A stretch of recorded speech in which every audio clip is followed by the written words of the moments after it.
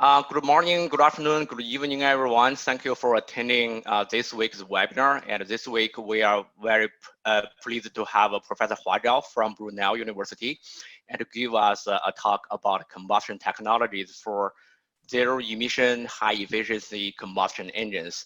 And just a brief introduction about Professor Zhao. And Professor Zhao is currently the Vice Dean Research of College of Engineering, Design, and Physical Science at Brunel University London in United Kingdom. He was the chairman of the Powertrain Systems and Fuels Groups of the Institute of Mechanical Engineers in UK and the chief scientist of the National Key Program on Internal Combustion Engines in China. He is a fellow of the Royal Academy of Engineering and a fellow of Society of Automotive Engineering. He has published over 350 papers and 6 books on IC engines and laser diagnostics in combustion engines. So his research covers both spark ignition and compression ignition engines and their fuels. And so over the last 2 decades, he has carried out collaborative research and development projects with a number of international companies in Europe and China and chaired many international conferences. And just a very quick information, in the past few days, I received many requests from industry people and want to attend this webinar, and because they think this talk is very relevant to what they're doing, and this is also what we want to see through this webinar to connect academia and industry R&D. So now I will turn the microphone to Professor Zhao. Thank you, Professor Sun, for your kind reduction. Good day. I know some of you are just getting up and some are probably ready to go to bed. So today it is my pleasure to share with you the combustion technologies for zero-emission, high-efficiency combustion engines. As Professor Sun mentioned, I'm currently working at Brunel University, London, which is located in West London, very close to London Heathrow Airport. And the university is named after a very successful and famous Victorian engineer called Isambard Kingdom Brunel. So it was set up as a technological university. And at the university, we have a Center for Advanced Powertrain and Fuels. We are one of the largest and probably the most active research groups on engines and their fuels. And as you can see, our research covers both gasoline, diesel, gas, and hybrid engines. Our research involves the development of fundamental studies and applied research and development.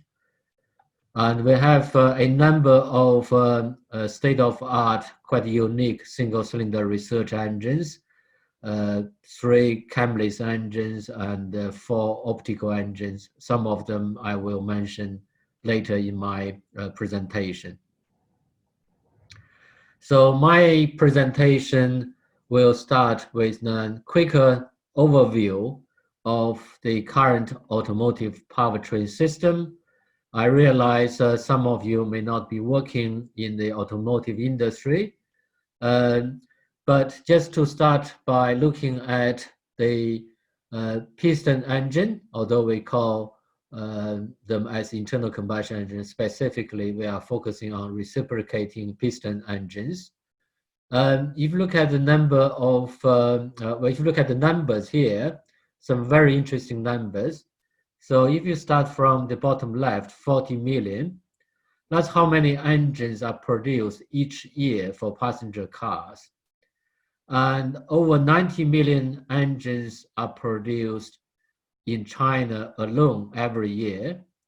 I think around probably around 200 million engines are produced worldwide per year. And so there are probably about 2 billion engines running right now. In terms of the range of applications and size, you can see the internal combustion engines, the piston engines, can run as slow as 30 revolutions per minute to more than 30,000 revolutions per minute. And the size can be as small as 0.05 liter to over 100,000 liters in size. And in terms of power, again, can be in watts to megawatts or gigawatts. The last one on the bottom right, many people may not be able to work out what they are. 5 millimeter to 2.5 millimeter or 2.5 meter. This is the range of the piston travels. We call this stroke. So the size and the application of internal combustion engines are much wider than most people realize. So I think that's a problem. As a consequence, we are the victim of success because there are so many of them. And as a consequence, they produce probably together significant pollutant emissions. So over the last 20 years, the pollutant emissions have been reduced by over 100 times, as the diagram on the right shows schematically. And then on the left, you see a collection of emission legislations, current and the future. So this is one of the challenges. And the second challenge is the greenhouse or CO2 emissions. And what you see here is the target set by the European Union with regard to the CO2 emissions averaged by the company fleet sales. So we are looking at 95 grams per kilometer CO2. And to put that in context, I think in China, the average now is probably 160. In Europe, at the moment, it's about 130, 120. 5 years ago, 130, 120. And then in another 5 years, it needs to be reduced further. And eventually, the aspiration is by 2050, we should be able to produce vehicles produce zero CO2 emissions. So in the case of automotive powertrain systems, 99.9% of them are powered with internal combustion engines, with or without hybrid, but more and more are powered with hybrid, which means you have a internal combustion engine plus one or two electric motors, which would drive directly or indirectly. And then on the right, you have the battery electric vehicle, normally known as electric vehicles, and the fuel cell vehicles. I use this slide just to clarify the difference between electrified vehicles and electrical vehicles. They are not the same thing. Unfortunately, they've been mixed up. When you say electrical vehicles, these are typically battery electric vehicles. When we say electrified vehicles, we mean vehicles with engines, whether hybrid or without hybrid, or whether it's plug-in or range extender, they all have engines. And another slide I would like to share with you is from FEV, although similar ones have been produced by many companies before. What you see here is the CO2 emission over the vehicle's lifetime. In this case, is assumed 168,000 kilometers. And what you see here, the green on the bar chart is the CO2 emission during the usage, which is most people talk about when you say CO2 emission is actually what CO2 emission when the vehicle is being used. And then the blue on the left-hand side here is the fuel delivery, or in this case, fuel delivery. And then the orange one is the production, including the battery. So if you move from left to right, you have spark ignition engine, compression ignition engine, and then hybrid spark ignition, hybrid compression ignition. And then the middle three here are battery electric vehicles. So what you notice here is the amount of lifetime CO2 emission from a battery-powered electric vehicles depends on how the electricity is generated. If you use the current European Union mixed electricity generation, they actually produce more or less the same amount of CO2 over the lifetime for a typical passenger car. But if you can use electricity from renewable energy, they produce much lower CO2. And then the fuel cell vehicle, if you assume hydrogen is produced renewably, then they would also produce even lower CO2. However, if you can improve the engine efficiency by 30%, and what you see are the reduced CO2, and the last two on the right are the CO2 emissions if the engines can be fueled with zero carbon fuels, which I'll talk about later. Basically, these are the fuels which are produced from renewable energy. So the best solution based on this life cycle analysis appears to be a good combination of electrification, optimized engines, and zero carbon fuels. So today we'll focus on engines. So I'll talk about the recent advances in combustion and engine control technologies. I've borrowed this schematic from Mazda. I think it is a very good way to demonstrate the energy losses of an internal combustion engine. It also shows what are the control factors like compression ratio, the gas property, the combustion timing, combustion duration, the heat loss, and the mechanical efficiency of the engine design. And today we'll focus on combustion technologies. First, I'll look at the combustion technologies related to engine downsizing. For those who are not working in the automotive industry, the definition of engine downsizing is shown here. On the right-hand side, you have a naturally aspirated engine. And then on the right-hand side, this is a smaller but turbocharged engine. And if you replace a small but turbocharged or supercharged engine, you can move the engine operating point from the less efficient region to a high efficiency region. And also you can replace a 6-cylinder engine by a 4-cylinder or 4-cylinder by a 3-cylinder engine. It reduces the frictional loss and weight. So this typically achieved by direct injection with turbocharging and or supercharging. And what you see here on the right-hand side is highly downsized engine.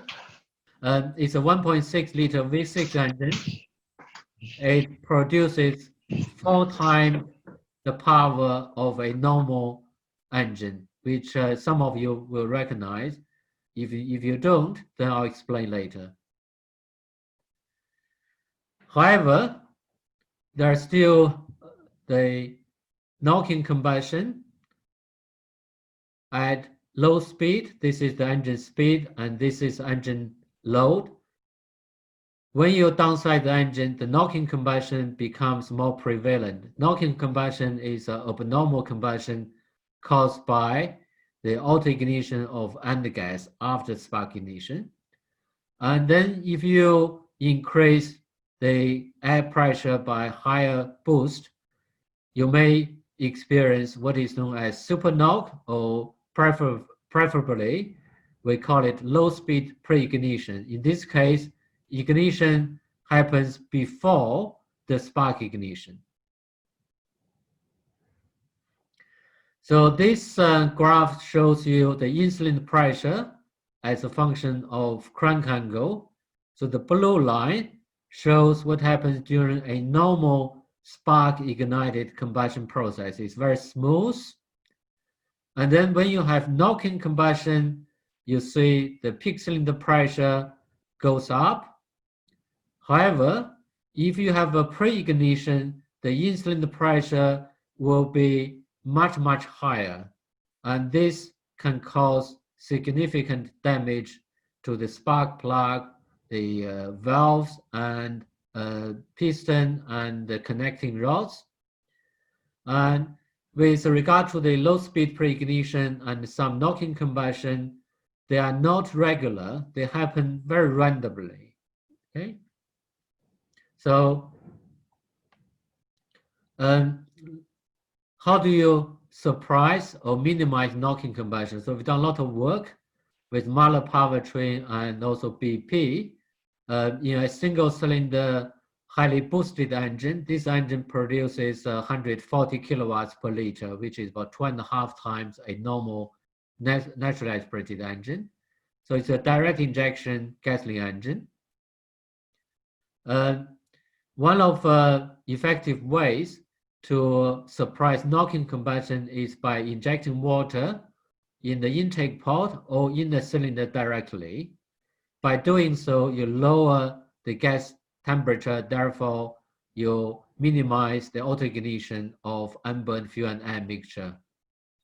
And what you see on the right is the experimental results obtained at 2000 RPM at a very high load, 16 bar MEP. 3 colors shows 3 different octane fuels.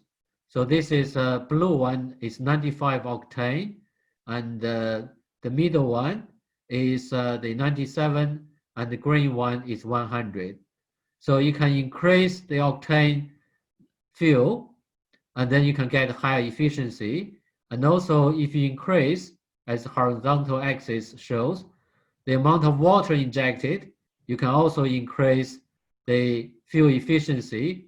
In the case of 95 round fuel, it's increased from 33% to just 36, over 36%. Another combustion technology or engine control technology is Miller and Atkinson cycle. So they have been implemented in production engines. Miller cycle normally is realized in production engines by using a smaller intake valve opening, as the blue line shows here. So the red line shows the exhaust valve opening curve, and this blue one is the Miller cycle. Or you can extend the opening of the intake to delay the closure of the intake, and this is referred as Atkinson cycle, but strictly speaking, they are not Miller and Atkinson cycles, but that's how the industry have labeled them. So by changing the effective compression ratio through intake valve closure earlier or retarded, you'll be able to remove or lower the knock-in combustion at high load. And this is demonstrated on the graph shown here. So you have the load as vertical axis, and then horizontal axis engine speed. The numbers here is the percentage increase in the efficiency. So at very high load, you can see about 25 bar indicated mean effect pressure. That's extremely high load. You can get higher efficiency by Miller cycle.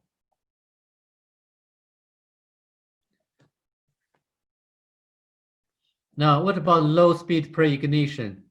There are many factors which can contribute to the low-speed pre-ignition. The most prevalent source of low-speed pre-ignition is considered by the lubrication oil.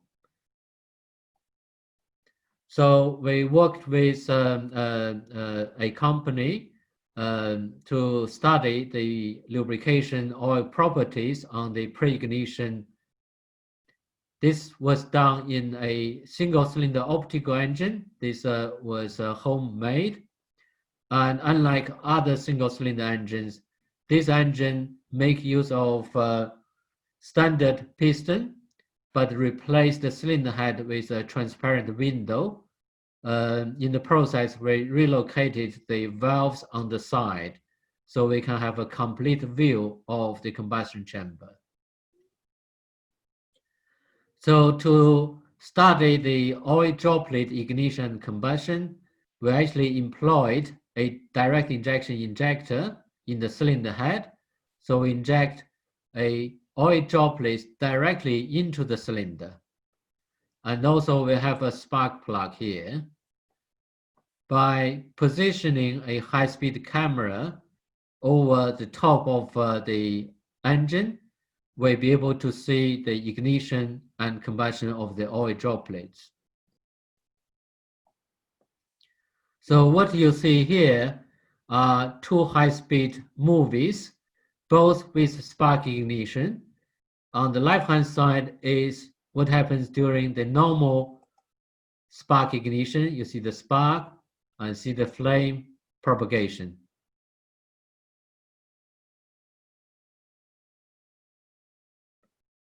On the right, you see the spark ignition, but much faster auto ignition. So I'll replay this again.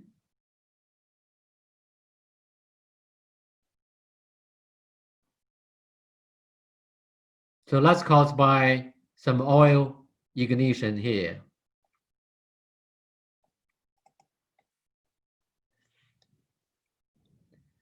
And this is a sequence of images taken from another cycle with spark ignition as well as droplet ignition. So you see the spark ignition and flame propagation and then auto ignition.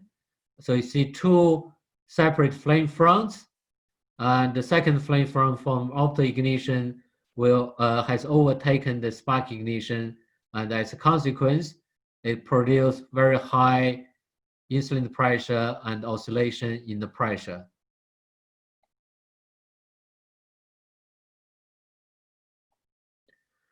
Next one shows the combustion ignited by droplets only. So there's no spark ignition, and you will see 203 droplets.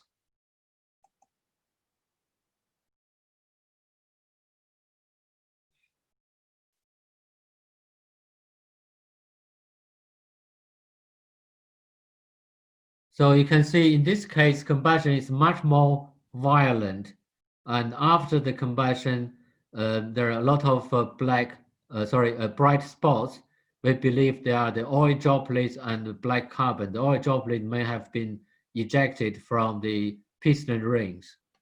So by doing so, we were able to study what happens if you change the property of the lubricants on the pre-ignition process. So going back to the downsized engine, I mentioned the most powerful downsized engine is in fact a Formula One engine, and it produces up to 650 brake horsepower at 15,000 RPM, and the thermal efficiency is over 45%, much higher than the vehicle, the engines in road vehicles.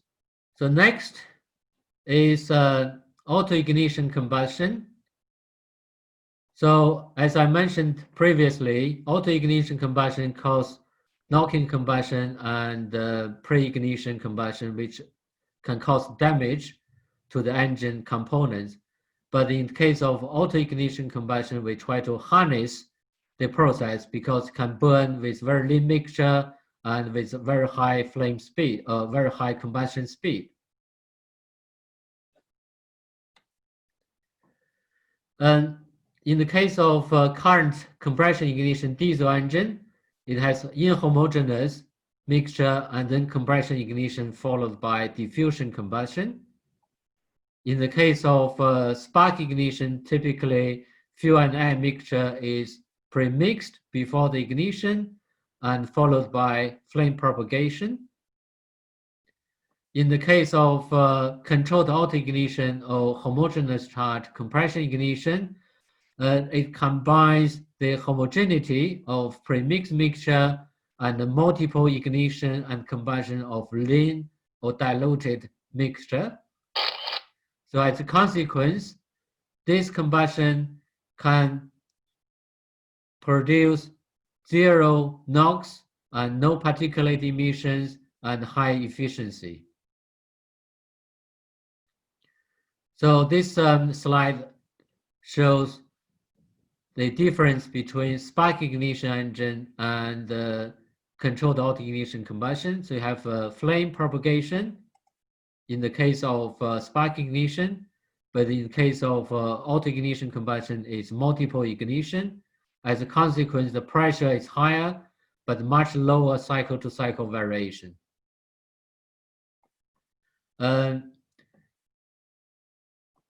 This is the book I published on the HCCI back in 2007.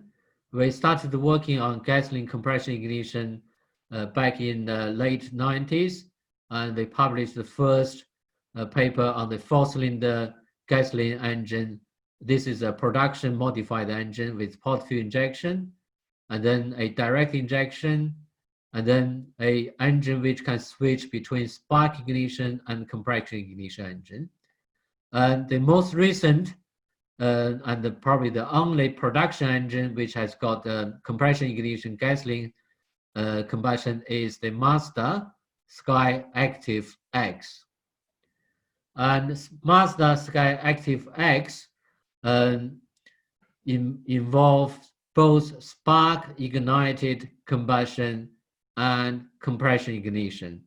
So this is named as a spark controlled compression ignition, or SPCC.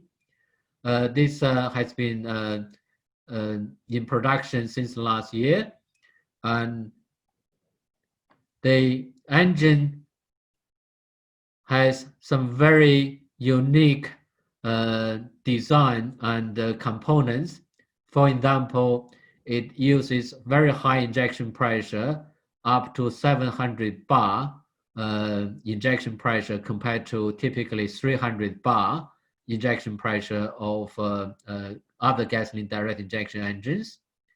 It also has a supercharger in order to provide the lean mixture at higher load. And probably most unique is the in-cylinder pressure based control. So this engine has multiple in-cylinder pressure transducers, which are used to provide the feedback loop control.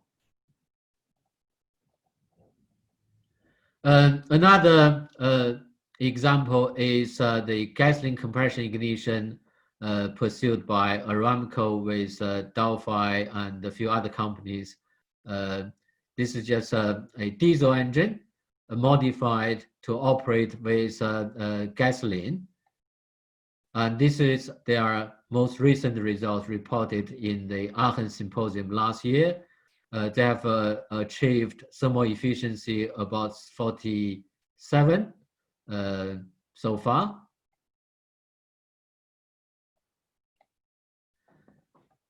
Next is the lean burn or super lean and diluted combustion.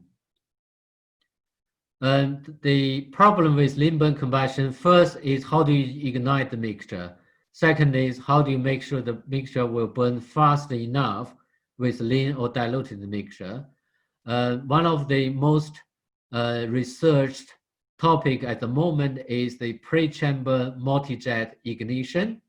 And this shows schematically the pre-chamber ignition system in the engine.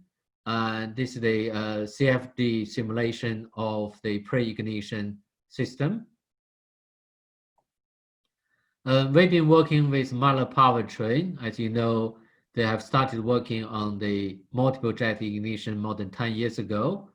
We have got their pre-chamber ignition system, and we modified the single-cylinder optical engine in order to start the ignition and combustion process of the turbulent jet ignition unit.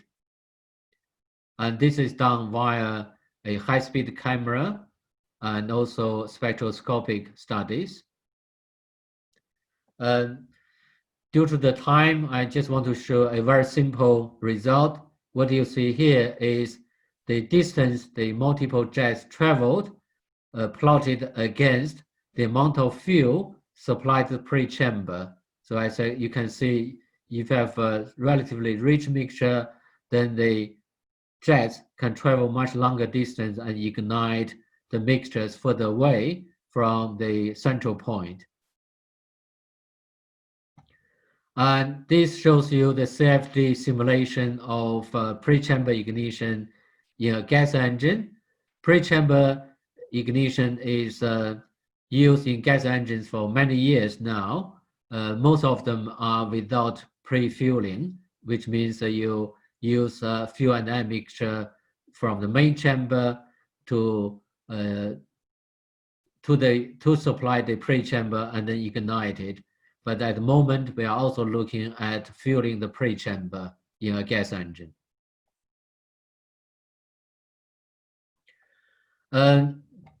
Another possibility is to use DME. We did this work as part of a Chinese national program on internal combustion engines. In this case, we have a pre-mixed gasoline and air mixture, very lean, and then we use DME to ignite the mixture. So we can inject some DME earlier to preceded the mixture, and then use the second DME to ignite the mixture. So what you see here is this is the spark ignited, and this is the multiple DME ignited combustion, much faster. And then we did some single-cylinder engine testing, very old single-cylinder engine, but we were able to run the engine at lambda 2 or equivalence ratio 0.5, very lean, and we were able to achieve a indicated thermal efficiency up to 47%. So that's very high efficiency and with zero NOx emission because it's so lean.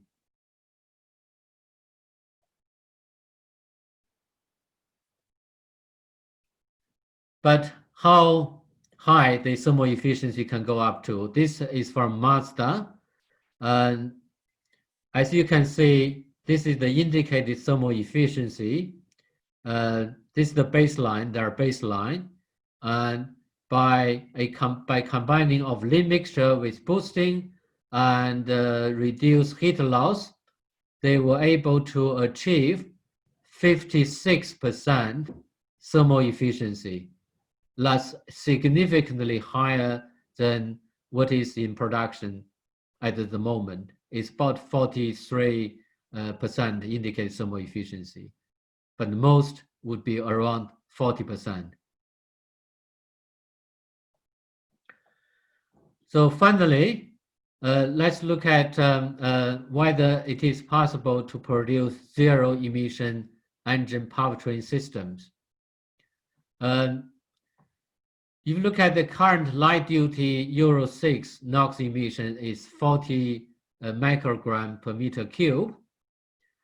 The non-automotive background emission level, which means a clean city, it has a background NOx concentration about 18 microgram per meter cube. If you have the latest Euro 6D gasoline direct injection engine vehicle, once the engine is warmed up, it produces around 0.2 to 0.5 microgram per meter cube. You can see that's a couple of orders of magnitude lower than the ambient NOx emissions.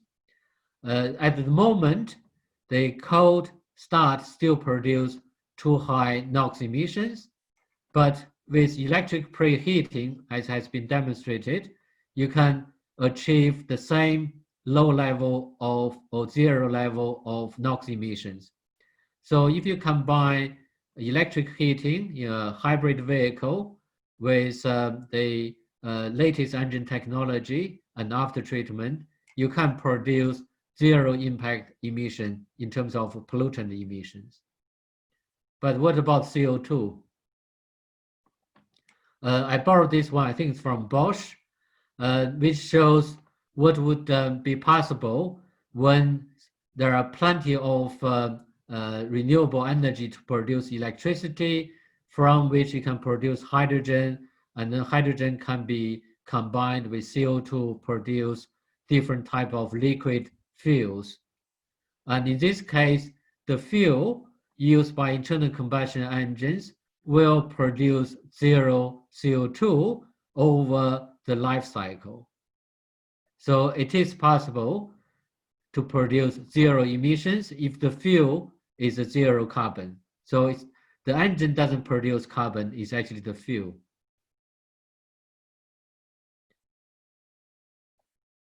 And I've been asked many times, what do you think the future? I think I often say, if I know, I wouldn't be here talking to you. That's the ideal situation. I think this is from Ford Motor Company. We are waiting for the ideal energy to come alive. Then we don't have to worry about the emissions and the performance and the supply of energy. Probably this may happen. We have to wait and see. Okay, that's the end of my presentation. Thank you very much for your attention. Let's thank Professor Zhao one more time to give us this wonderful talk. And on a Saturday morning in the US and Saturday afternoon in the UK and somewhere else in the night. Thank you very much.